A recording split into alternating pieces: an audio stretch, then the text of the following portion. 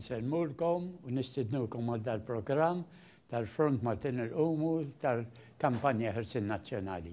Mejja għandi Sami Mejla, il-Chairman tal-Front. Il-ġirma l-oħra tkellimna fuq l-għażla li saret ta' il-mexxej, il-President tal-Bank Ċentrali tal-Ewropa.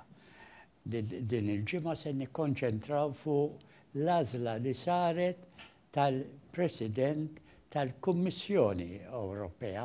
Kummissjoni Ewropea hija l-iktar istituzzjoni fl-Unjoni Ewropea li għandha saħħa wara il-Kunsill tal-Ewropa li huma mewwul mill-mexxejja tal-pajjiżi kollha tal-Unjoni Ewropea.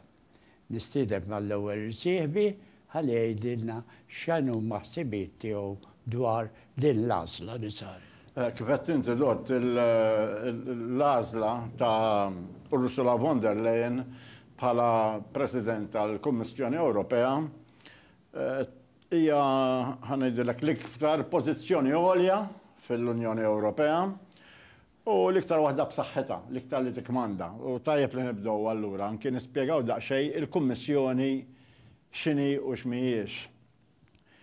Il-Kummissjoni hija l-Gvern tal-Unjoni Ewropea, ġifieri tagħti l-ordnijiet ta' x'jiġri fl-Unjoni Ewropea fuq l-iktar affarijiet kbar u ġenerali fl-Ewropa.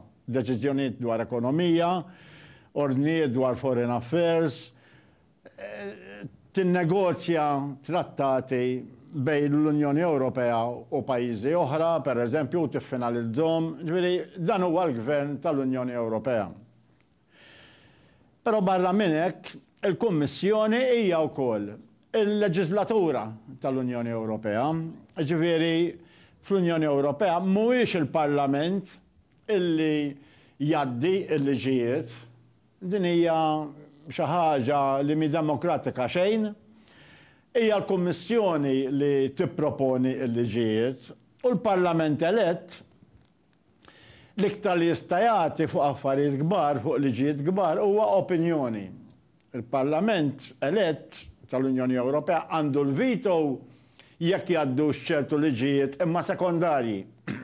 Fuq l-iktar affarijiet kbar, foreign affairs, trattati, sistema ekonomika u l-iktar affarijiet kbar, il-Parlament jagħti biss opinjoni. Allura tistgħu timmaġinaw x'pożizzjoni ta' saħħa istituzzjonali dina Ursula von der Leyen se jkollha issa, l-istess kif kellu Juncker u konna naraw li Juncker, il-kelma ta' Juncker kienet ħanejdilek il-Vanġelu bħala pożizzjoni fl-Unjoni Ewropea.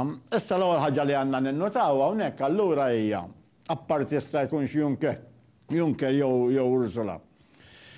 Illi l-Unjoni Ewropea strutturalment ma hija demokratika xejn. Għaliex imkien fid-dinja ma jkollok il-Gvern fuq il-Parlament, għaxdali il-Kummissjoni qiegħda fuq il-Parlament elett.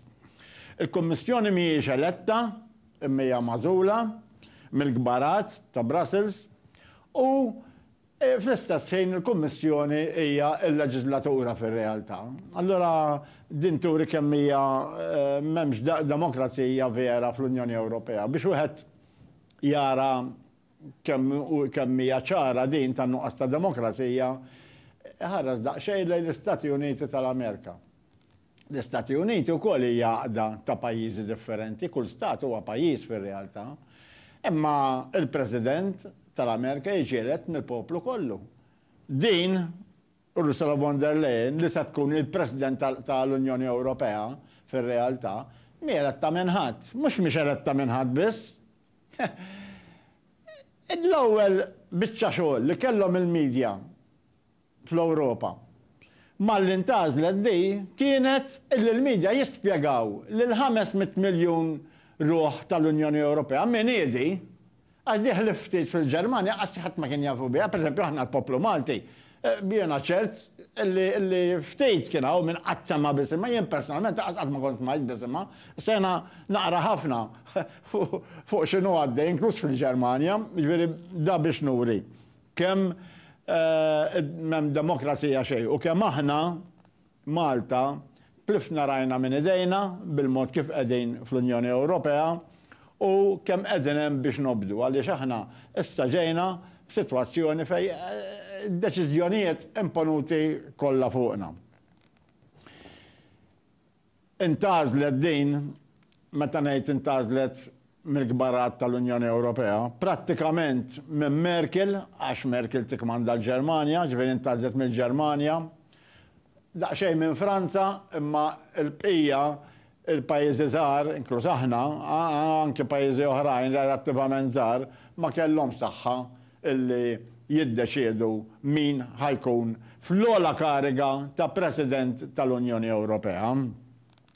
U naturalment, Merkel bħala kap tal-Ġermanja insistiet illi titfa' xi ħadd Ġermaniż. Fil-fatt l-ewwel ma pprovat illi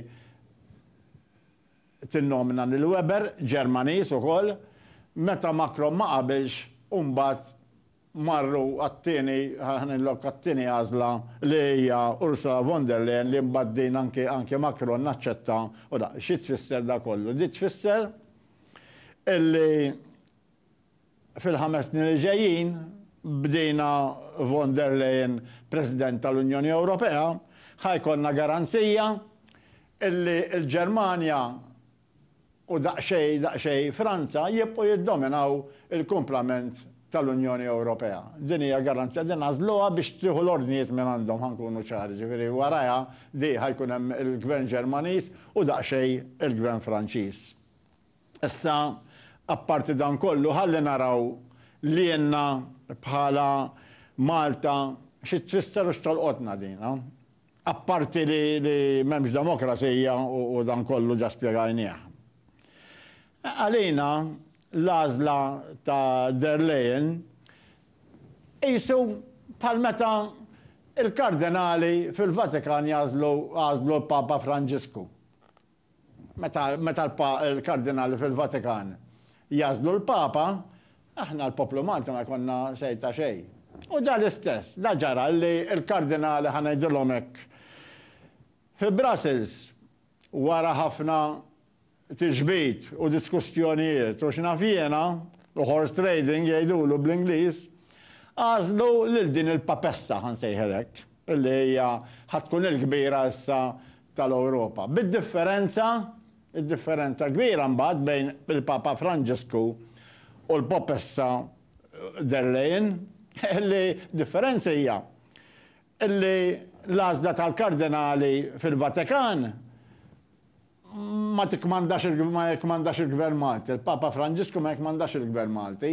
Imma dil-papessa ħat ikmandana. Ma żelniex aħna, imma ħat ikmandana fil-5 snin li ġejjin. Hemm differenza kbira u di turi kemm aħna maħna xejn fl-Unjoni Ewropea u kemm tlifna rajna minn idejna. Però barra minn hekk imbagħad hemm ġiex garanziji oħra bl-għażla ta' von der Leyen bħala l-kap tal-Unjoni Ewropea, bħala l-President. L-ewwel garanzija hija illi il-politika antisoċjali, il-politika kontra klassi tal-ħaddiema illi imxiet biha l-Unjoni Ewropea se tibqa' għaddejja fil-5 snin li ġejjin. Din hija garantita bl-għażla ta' dina il-papessa issa li qed insejħilek. Għaliex?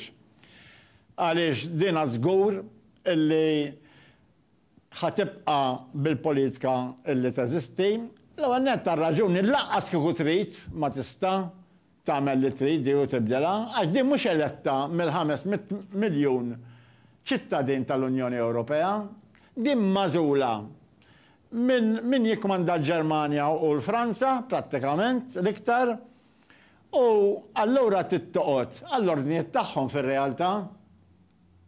Bħala istituzzjoni għandha saħħa iktar mill-Prim Ministru jgħidu ċansellor tal-Ġermanja u ta' Franza, imma fir-realtà l-allegiance tagħha hija lejn il-Ġermanja l-iktar u daqsxejn lejn Franza. U daw min imexxihom it-tnejn qegħdin bil-politika antisoċjali u ekseb. U ġifieri l-għażla ta' von der Leyen tfisser illi fil-5 snin li ġejjin garanzija li x-xogħol prekarju se jibqa' għaddej kif kien fl-Unjoni Ewropea, jiżdied jista', li l-ispekulazzjoni fil-qasam tal-kera u s-serq fil-qasam tal-kera ħatibqa' għaddejja mhux se tinbidel, li r-rata ta' faqar fl-Unjoni Ewropea ħatibqa' kif hija jekk ma tmurx għall-ar.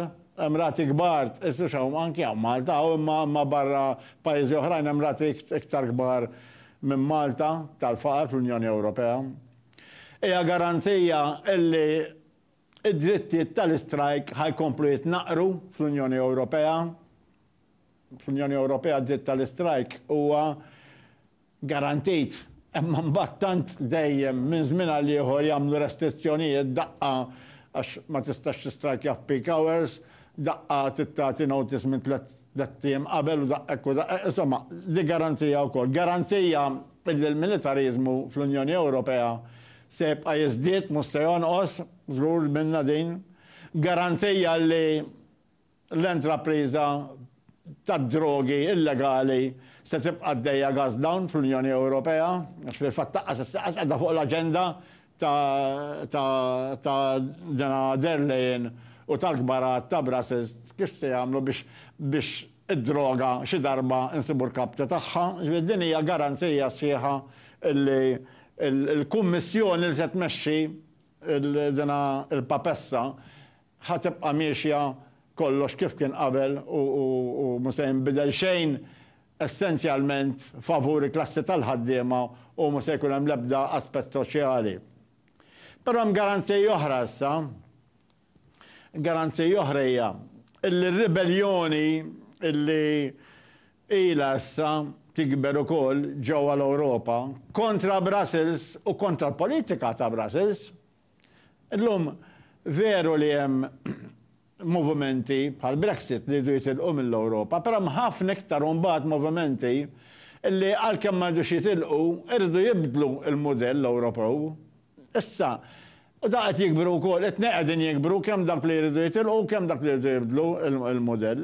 Garanzija li bl-għażla ta' von der Leyen din ar-ribellioni se tkompli tikber matul dan il-5 snin. U diġà xedet bozza yellow ħalli ma ngħidilx ħamra għaliex fl-elezzjoni biex japprovaw mbagħad mill-Parlament mhux mażolta mhux mażula di mill-poplu, imma biex il-Parlament jaċċetta dak li qalet il-Kummissjoni diġà ġabet biss maġġoranza ta' 9 minn 751, ġifieri minn 751 membru parlamentari tal-Parlament Ewropew di ġabet nofs u 9. Ġifieri datorik ir-ribellioni kemm qiegħda diġà kibret iktar għax Juncker ukoll kien ġab konsiderevolment iktar minn hekk bħala voti. Allora xi fisser dan għalina? Fisser fl-aħħar mill-aħħar illi ikompli juri kemm għandna raġun aħna ngħidu illi mhux qegħdin sewwa xejn fl-Unjoni Ewropea u kemm għandna raġun ngħidu illi l-aħjar hija illi jew nibdlu l-ftehim u ndaħlu dak il-kundizzjonijiet li minn tof kien insista lihom kemm il-darba tkellimna hawnhekk, jew inkella jekk l-Ewropa ma taċċettax ngħidu aħna, allura mhux postna illi nkunu fl-Ewropa u dan huwa każ ieħor fejn ċaru tont qed tiġi imponut President mara f'dal-każ tal-Kummissjoni fuqna qasħat ma jaf min idi, ġifieri għaw Malta u f'ħafna pajjiżi oħra fl-Unjoni Ewropea, magħżula biss biex tara l-iktar l-interessi tal-Ġermanja u forsi daqsxejn ta' Franza skont il-muscle li kollhom il-Franċiżi, imma bqija mhux se jinbidel xejn u r-ribellioni se tkompli tikber fl-Unjoni Ewropea. Issa din il-persuna intgħażlet mill-mexxejja tal-pajjiżi tal-Unjoni Ewropea, 28 pajjiż, inkluż Malta. Il-poplu Malti ma jafx x'kienet il-linja li ħa il-Gvern Malti fl-għażla ta' din il-persuna. Jekk qabilx magħha jew le din l-għażla. Il-fattu li 28 fl-aħħar għażlu lila. U għażlu lira bħala kompromess. Għaliex? Għaliex it-tnejn min-nies li l-iktar kienu jissemmew u li kellhom appoġġ minn ħafna biex jintgħażlu biex imexxu l-Kummissjoni Ewropea, jiġifieri il-rappreżentant tal-Partit Soċjalista u r-rappreżentant tal-Partit Konservattiv fil-Parlament tal-Ewropa li huma żewġ partiti, l-ikbar żewġ partiti fil-Parlament tal-Ewropa, dawn ksabu oppożizzjoni kbira minn ħafna pajjiżi. Ġifieri, la il-rappreżentant tal-Partit Konservattiv li ġab l-iktar voti fil-elezzjoni Ewropea ma ntażel. U lanqas il-rappreżentant tal-Partit Soċjalista Demokratiku li huwa it-tieni l-aqwa partit fil-Parlament tal-Ewropa. Dawn ma ntażlux għaliex kien hemm ħafna pajjiżi li kellhom oppożizzjoni għalihom. Imma il-Ġermanja baqgħet tinsisti li jkun kandidat nominat minna li jintgħażel. U għalhekk ħareġ l-isem ta' dil persuna illi għax ma kienet magħrufa xejn ma kellha oppożizzjoni minn ħadd mill-mexxejja tal-pajjiżi tal-Ewropa għax fil-Parlament kif qal Siebi kellha oppożizzjoni kbira li ġabet biss 9 voti iktar biex se tiġi approvata. Barra li wieħed ma tantx jista' jistenna li se jkun hemm min-naħa tagħha tibdiliet fil-politika tal-Unjoni Ewropea, kemm għaliex hija Ġermaniża tal-Partit ta' Merkel u hija konservattiva u mhux għalhekk progressiva, barra li wieħed ma jistax jistenna tibdiliet kbar, lanqas jista' jistenna wieħed inizjattivi min-naħa tagħha għaliex mhijiex xi personalità illi għandha xi esperjenza ta' tmexxija. Kienet biss Ministru veru għal numru ta' snin fil-Ġermanja u okkupat żewġ karigi tal-aħħar bħala Ministru tal-Affarijiet tad-Difiża u qabel kienet tal-Affarijiet Soċjali u tal-Familja. Għandha esperjenza ministerjali mhux bħala Prim Ministru. Għaliex aħna nistgħu nsemmu l-aħħar 3 presidenti tal-aħħar tal-Kummissjoni Ewropea illi kienu kollha ex-Prim Ministri. Qabel din kien hemm Juncker li għamel numru ta' snin Prim Ministru ta' pajjiżu l-Lussemburgu. Qabel kien hemm Barroso li għamel numru ta' snin Prim Ministru tal-Portugal. Qabel kien hemm Prodi li għamel numru ta' snin Prim Ministru tal-Italja. Din mhijiex Prim Ministru u m'għandix l-esperjenza ta' Prim Ministru u xorta intgħażlet bħala kompromess għax bej il-mexxejja tal-pajjiżi ta' 28 l-inqas li kellha oppożizzjoni għax ma kienx magħrufa. Fil-Parlament mod ieħor, fil-Parlament insistow ħafna illi kunu jafu x'inhuma l-idejat tagħha fuq ħafna oqsma u r-riżulta li kważi nofs tal-membri parlamentari ma qablux mal-idejat tagħha tant li jivvotaw kontra tagħha. U rnexxielha tgħaddi b'7 voti jew 9 voti biss biex ikollha l-approvazzjoni.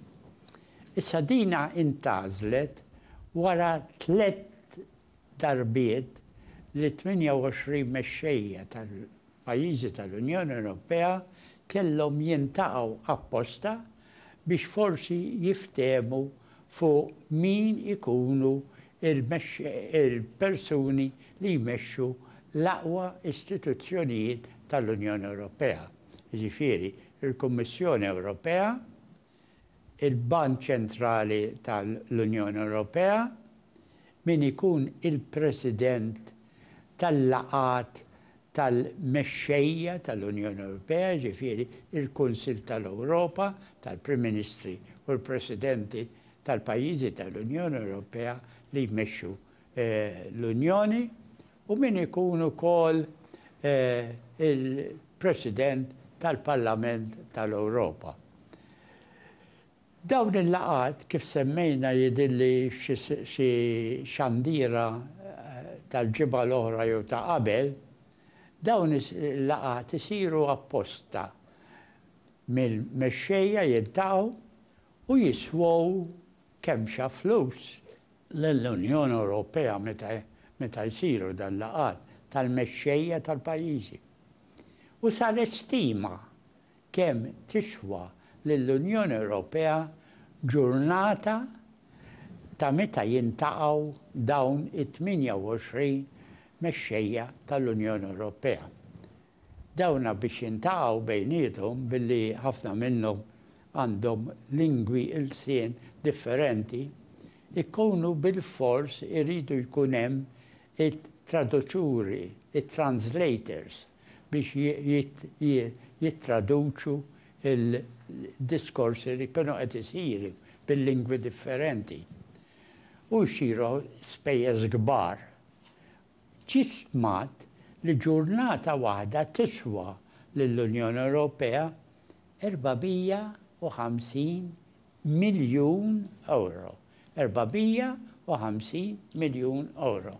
Issa biex waslu għall-għażliet tagħhom kif edna saru 3 laqat u kull waħda swiet lill-Unjoni Ewropea, meta ngħid lill-Unjoni Ewropea, liċ-ċittadini tal-Unjoni Ewropea, lill-poplu Malti u li 27 popli oħra ta' 27 popli pajjiżi l-oħra tal-Unjoni Ewropea. Swiet 450 miljun kull ġurnata, u ntaqgħu 3 ijiem, 3 darbiet differenti euro. Ara kemmi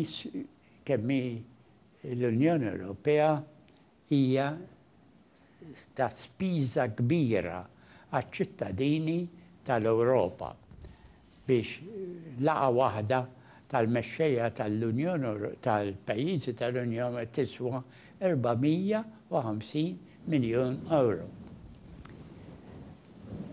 Issa barra il-President tal-Kummissjoni intażlu wkoll oħrajn u jkollna okkażjoni l-qudiem nikkummentaw fuq l-għażliet tal-oħrajn kif diġà il-ġimgħa l-oħra sar il-kumment min-naħa tagħna dwar il-President tal-Bank Ċentrali tal-Ewropa, Lagarde, il-Franċiża Lagarde. Mela, il-kap tal-Kummissjoni Ewropea li huwa l-kabinett li jmexxi l-Ewropa hija Ġermaniża. Il-kap tal-Bank Ċentrali tal-Ewropa li għandu influenza kbira fuq il-pajjiżi kollha taż-żona euro u hija Franċiża. Il-President mbagħad tal-Kunsill tal-Ewropa, tal-Prim Ministru u tal-Presidenti tal-pajjiżi tal-Ewropa huwa Belġjan. Qabel kien Tusk, il-Pollak. Qablu kien hemm il-Belġjan ieħor, Belġjan. Jidher illi l-pajjiżi tal-qalba tal-Ewropa, taċ-ċentru tal-Ewropa, mhux biss jiddominaw l-Unjoni Ewropea fil-politika tagħha, imma jikkapparraw ukoll il-karigi l-iktar għolja tal-pajjiżi tal-Unjoni Ewropea. Għax kif semmejna kollha ġejjin miċ-ċentru tal-Ewropa. U dana għanqal żmerrija kbira mill-pajjiżi tal-Vant tal-Unjoni Ewropea u taċ-ċentru tal-Unjoni Ewropea, ġifieri l-Ungarija, ċekoslovakkja, il-Bulgarija, ir-Rumanija u anki tan-Nord, Sweden, Denmark, il-Netherlands, dawn kollha ma intażel ħadd minnhom fil-karigi għolja tal-Unjoni Ewropea. Issa l-Unjoni Ewropea tgħaddi biex tażel il-kummissarji, il-27 kummissarji oħra tal-Unjoni Ewropea li jiffurmaw allura il-Kummissjoni Ewropea li se tkun immexxija mill-għażla tal-rappreżentanta Ġermaniża.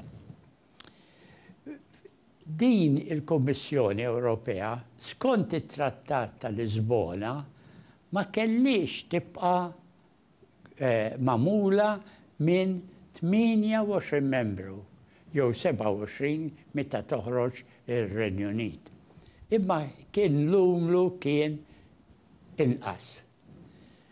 U allura dan kien ifisser li għal xi drabi numru ta' pajjiżi ma kienx ikollhom kummissarju fuq il-Kummissjoni Ewropea.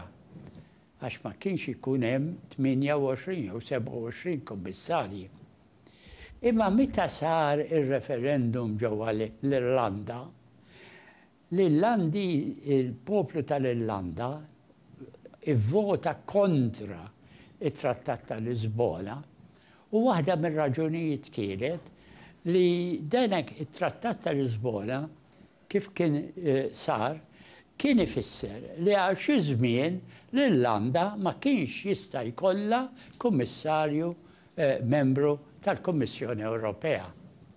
U biex il-poplu tal-Irlanda meta ġie mitlub jerġa' jivvota fit-tieni referendum jivvota favur it-Trattat ta' Lisbona, l-Unjoni Ewropea aċċettat li minkejja fit-trattat kien hemm il-Kummissjoni ma tkunx magħmula minn 28 membri, tkun magħmula minn 28 membru. Imma fil-fatt dan ifisser li hemm numru ta' kummissarji żejda mingħajr bżonn. Tantu hekk li meta xi 5 kummissarji fil-Kummissjoni Ewropea ħarġu għal-Parlament tal-Ewropa u telgħu u għalhekk ma setgħux iktar iżommu il-kariga tagħhom. Il-kariga tagħhom ta' dawn il-5 ma intlitx. U Juncker qal li ma hemmx għalfejn tintela' il-kariga tagħha għaliex fil-fatt m'hemm xogħol biżżejjed biex jirrikjedi jitlob li jintażlu 5 oħra sostituti. Dan kollu qed jingħad biex wieħed jifhem kemm aħna qegħdin f'għaqda li m'għandna dritt immexxu xejn fiha u niddeċidu xejn fiha u kemm din l-għaqda hija spendjuża ta' infieq kbir u infieq għal-ċittadini kollha tal-Unjoni Ewropea, inkluż il-poplu Malti li bit-taxxi tiegħu irid jikkontribwixxi għall-ispejjeż tal-Unjoni Ewropea. Kollha nibqgħu illum imħabba l-ħin ma jippermettix iktar. Nirringrazzja r-risiebi li ħasem dit-taħdita u nirringrazzjawkom li qattu tisimgħuna u nappellawlkom li tkomplu tisimgħuna kull ġimgħa. Infakrukom li dal-programm jinstema regolarment il-ħamis fid-9:30 u r-repetizzjoni tiegħu issir is-sibt fil-5:30 ta' wara nofsinhar. Nappellawlkom ukoll biex ma tinsewx taraw il-website tal-Front ma tinqomu u tas-CNI. Inselmulkom.